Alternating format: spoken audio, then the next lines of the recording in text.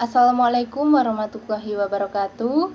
Perkenalkan, nama saya Nur Aini. Saya berasal dari Prodi Pendidikan Bahasa dan Sastra Indonesia angkatan 2021 dengan NPM 2104020800030.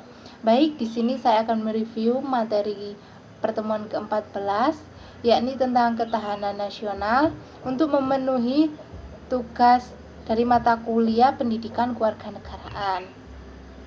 Dalam materi ketahanan nasional, saya akan membahas 5 pokok materi. Yang pertama yakni pengertian ketahanan nasional, yang kedua dimensi ketahanan nasional, yang ketiga inti ketahanan nasional, yang keempat contoh mewujudkan ketahanan nasional, dan yang kelima tentang pentingnya ketahanan nasional.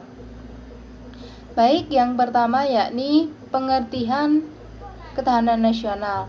Pengertian ketahanan nasional memiliki 3 pengertian. Yang pertama yakni ketahanan nasional sebagai doktrin atau konsepsi, yang kedua ketahanan nasional sebagai kondisi, dan yang ketiga ketahanan nasional sebagai metode.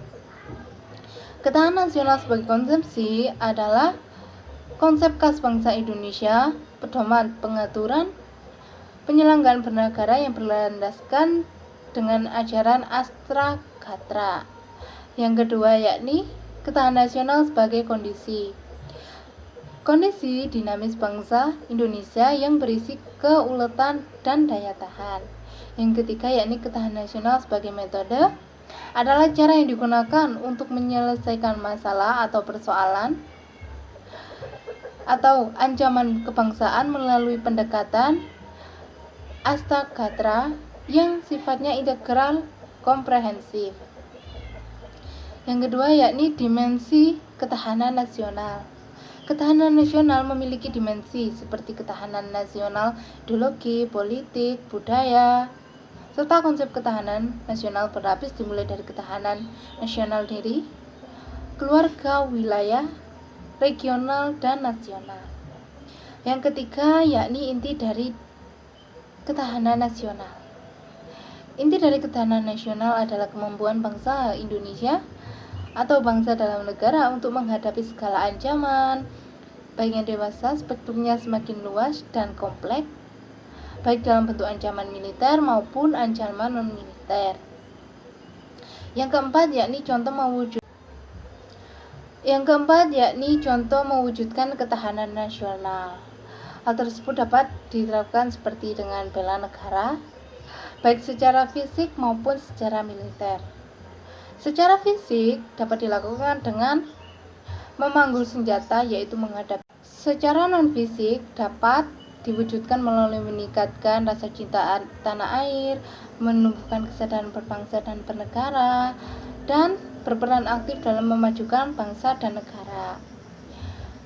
Yang kelima yakni pentingnya ketahanan nasional.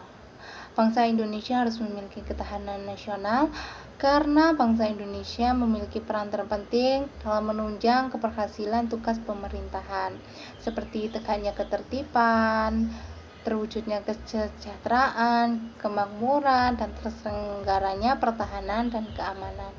Apabila bangsa Indonesia tidak memiliki pertahanan nasional, maka orang itu tidak akan percaya diri, mudah putus asa, mudah dipengaruhi. Alhasil, tugas pemerintahan menjadi terhambat. Karena bangsa merupakan salah satu aspek untuk mewujudkan negara yang aman, tentram, dan damai. Sekian, itu saja review materi pertemuan ke-14. Terima kasih. Wassalamualaikum warahmatullahi wabarakatuh.